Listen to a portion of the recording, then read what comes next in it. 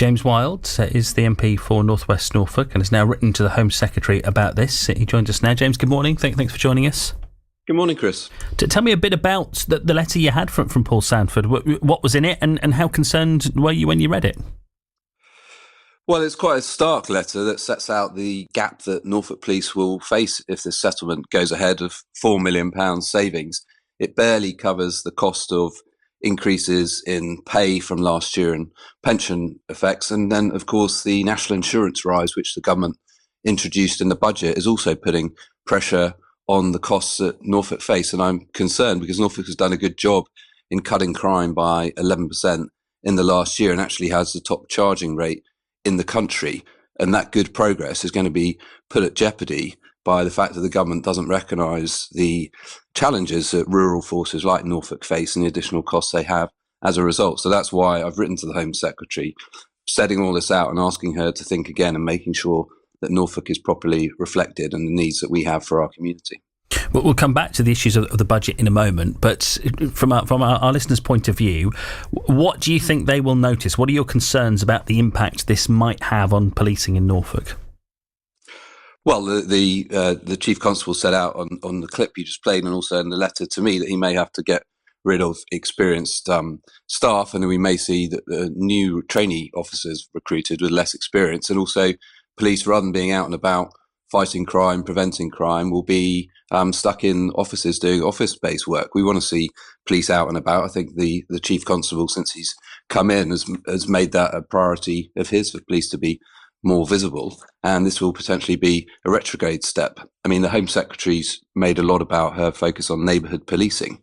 Well, under this settlement, in effect, there will only be 4 additional officers on duty at any time across our county. That's 2,000 square miles. I mean, I think that's, I said it was very modest in the letter to the Home Secretary. I think I was being rather polite. I think people would see that's a pretty visible additional number of officers. You mentioned a moment ago about Norfolk's issues in terms of being a rural county. Do you think that has been lost in all of this? Do you think the whatever plan the government has got for policing is perhaps it's a one-size-fits-all approach that doesn't work in a rural area? Is that what you're saying? Yeah, I fear it is. I think that we probably need to look at the funding formula, and one of the things, obviously, that the Chief Constable is also the national policing lead, and going into the spending review next year, making sure that the rurality of police forces and the different pressures that brings are properly reflected in the settlement that there is. We're not the Metropolitan Police they've got to cover a huge area, and that brings a lot of different challenges, and this settlement isn't sufficient for them to be able to continue to do the job which they have had results recently. I think if you look at the results in terms of tackling county lines and drugs and other issues, and also on shoplifting, we know that's a big issue, but actually Norfolk's record compares favourably to all the other police forces. So we should be backing forces like Norfolk, which are doing well. I should point out that I've had Paul Sanford and previous Norfolk Chief Constables in the studio under previous governments also complaining about shortfalls in funding. So this is not a new issue, is it? Well, I think I haven't met a public service yet that hasn't said that they would like additional resources. But I think the fact that this barely covers the additional cost of the jobs tax and increases in pay awards is different from previous years.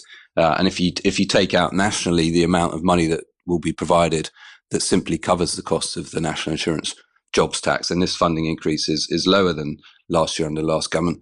And of course, in the last Parliament, we increased the number of police officers in Norfolk by 269 under the 20,000 that were recruited. So I recognise that in the past there have been reductions when we've had problems with the public finances, but the last government did invest in our police, and this settlement doesn't continue that to the level that I think it should. Yvette Cooper, the Home Secretary, has previously said that police forces across the country will be, I think her words were, fully compensated for the changes to employer national insurance contributions. Does that put your mind at ease a bit? Do you think that means that police forces are going to get extra help to deal with that? Well, the settlement covers the national insurance, but it doesn't give them additional resources on top of that. So it's basically standing still, whereas we want to be investing more in the officers and the technology to help fight crime. I don't know if you saw the 24 hours in police custody this week, which showed Norfolk working with colleagues across the East and tackling some serious drug offences with crystal meth. those are the kind of results that we're having. And also in thinking about my own area, there's a great project going on in North Lynn with the local Beacon Church, with the Norfolk Police, with Norfolk County Council, helping to deal with crime and antisocial behaviour and then bring the strengths of that community out. That's a project which could potentially be under threat due to this funding settlement. So I've also asked the Police and Crime Commissioner to make sure that that's prioritised within the settlement as far as possible. So I think all of this just puts further pressure on, and public safety should be the first priority of the government, and that means giving the police the resources they need. And I think Norfolk's not getting a fair deal with this settlement. So I imagine you haven't had a reply from the Home Secretary yet, but if you do, what do you want that reply to include? What do you want the Home Secretary to do off the back of your letter? Well, I hope the Home Secretary will look again at the settlement and provide a settlement that reflects the pressures that Norfolk and rural areas face and gives an increase that accepts that. And if she won't do that this year, then of course with the comprehensive spending review, making sure that going forward Norfolk gets a better deal in terms of the settlement and is able to continue to invest in fighting crime. That's what I think my constituents and what people across Norfolk want to see. They don't want to see experienced police staff lost and new recruits coming in who don't have that experience.